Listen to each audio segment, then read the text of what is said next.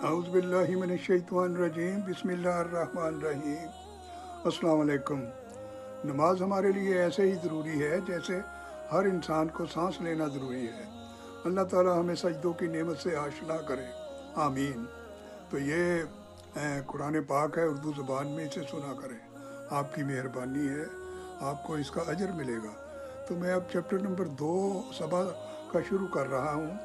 تو وہ پہلے 7 نمبر آج سے ختم کیا تھا، اب 8 نمبر سے میں شروع کر رہا ہوں۔ کیا اس نے جھوٹ باندھا ہے اللہ پر یا اسے جنون ہو گیا ہے؟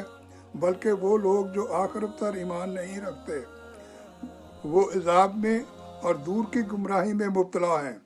آیت نمبر 9، تو کیا انہوں نے دیکھا نہیں جو ان کے سامنے ہے اور جو ان کے پیچھے ہے، آسمان اور زمین میں ہے؟ اگر ہم چاہیں تو انہیں زمین میں دھنسا دیں یا ان پر آسمان کا کوئی ٹکڑا گرا دیں۔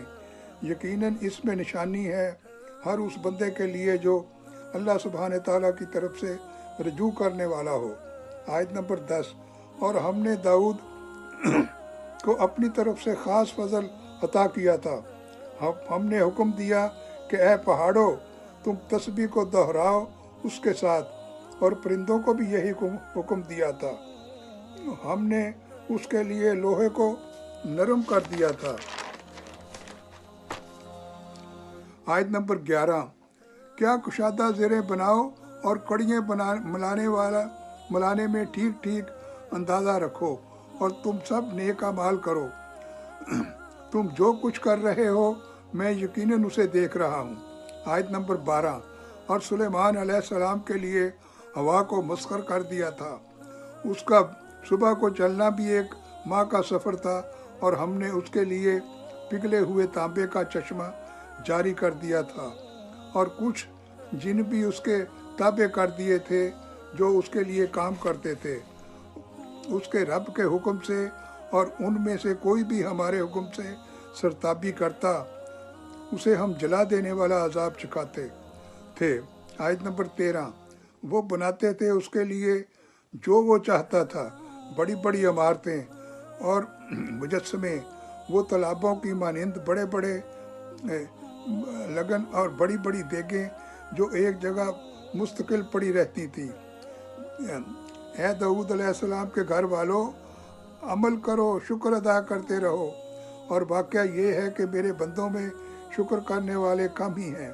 تفسیر اس کی ایسی ہے کہ شریعت محمدی میں مجسمے بنانا حرام ہے، لیکن ان الفاظ سے یوں معلوم ہوتا ہے کہ حضرت سلیمان علیہ السلام کے زمانہ میں ایسا کرنا جائز تھا۔ تو آیت نمبر 14، پھر جب ہم نے اس پر موت طاری کر دی تو کسی نے ان کے جنات کو اس کی موت کی آگاہ نہ کیا مگر زمین کے کیڑے نے جو اس کے عصا کو کھاتا تھا۔ پھر جب وہ گر پڑا تو جنوں پر واضح ہو گیا کہ اگر وہ غیب جانتے ہوتے تو اس ذلت کے عذاب میں نہ پڑتے۔ تفسیر ایسے ہے کہ حضرت سلیمان علیہ السلام جنات کی نگرانی کے لیے اپنے عصا کے سہارے کھڑے تھے اور آپ کی روح قبض کر لی گئی۔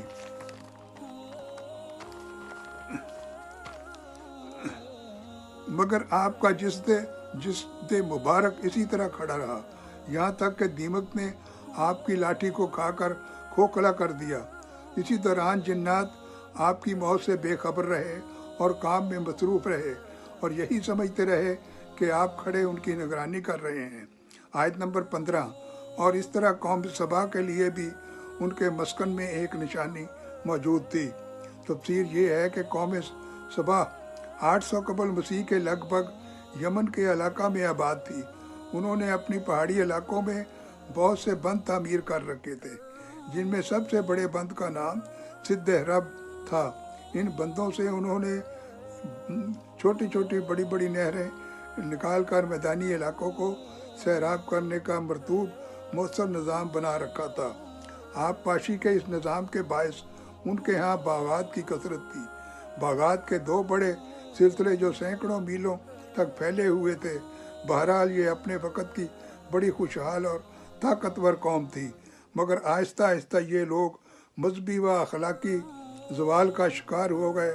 बिलआखिर अल्लाह सुब्हान तआला ने उन्हें उनकी नाशुक्री और सरकशी की सजा दी, उनसे तमाम नेमतें सलब कर लीं।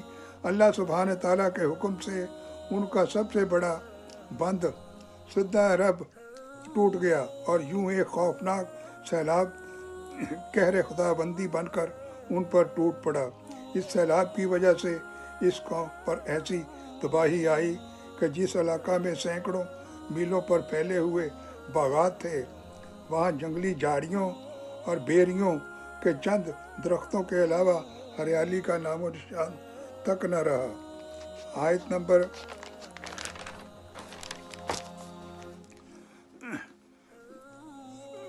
का बकाया।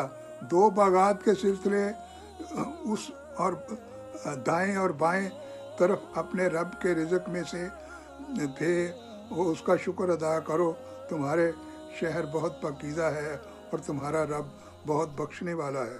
तो आयत नंबर 16, तो उन्होंने आराज़ किया, चुनाचे हमने भेज दिया उन पर सैलाब बहुत ज़ोर का, और हमने बदल दिए उनके दो बागों की जगह दो और बाग, जिन में कड़वे कसीले फर, झाड़ के दरख्त और कुछ थोड़ी सी बेरियां थीं।